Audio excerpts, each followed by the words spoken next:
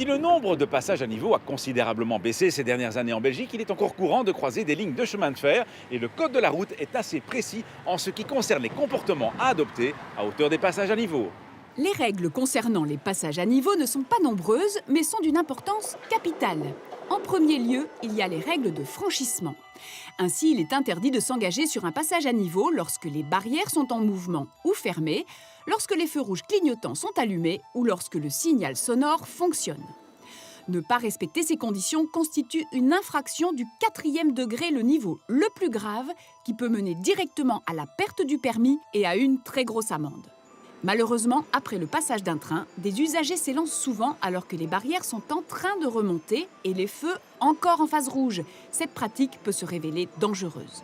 Le feu blanc, c'est la garantie qu'il n'y a pas un train qui est en approche de ce passage à niveau, puisqu'un passage à niveau fonctionne sur base d'une détection automatique des trains qui se trouvent en amont. Et quand les barrières sont en mouvement, lorsqu'elles se relèvent, elles peuvent se rabaisser subitement. Il vaut donc attendre à tout prix que le feu repasse au blanc. C'est le gage absolu qu'il n'y a pas un autre train en approche.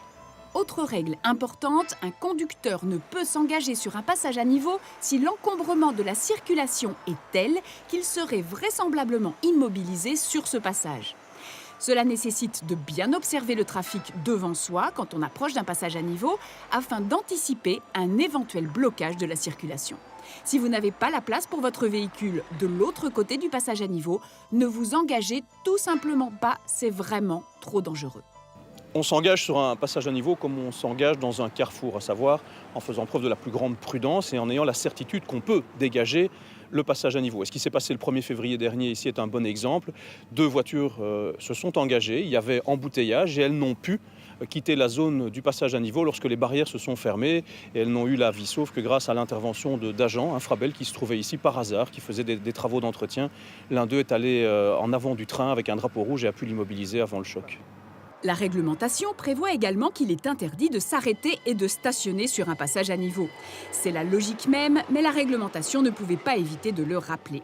La loi prévoit enfin que toute circulation est interdite sur les voies ferrées en dehors des passages à niveau. Ce dernier point pose régulièrement problème lorsque des piétons ou des 2 roues imprudents circulent le long des voies ferrées sans se rendre compte des risques que cela occasionne.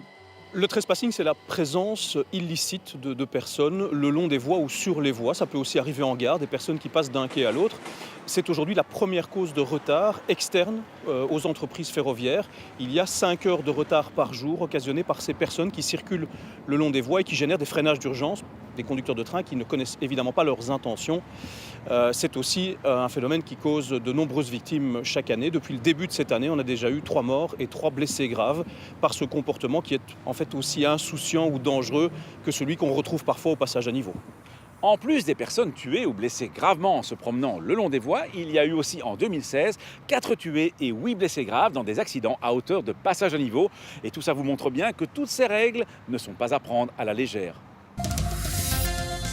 À quel moment est-on obligé de laisser sortir un bus de son arrêt ? Si vous circulez dans une agglomération, que vous approchez d'un arrêt de bus et qu'un bus qui est immobilisé a mis ses clignotants pour indiquer son intention de quitter l'arrêt, vous devez lui céder le passage. Cette obligation de céder le passage n'est par contre pas valable en dehors des agglomérations. À la semaine prochaine et d'ici là, bonne route!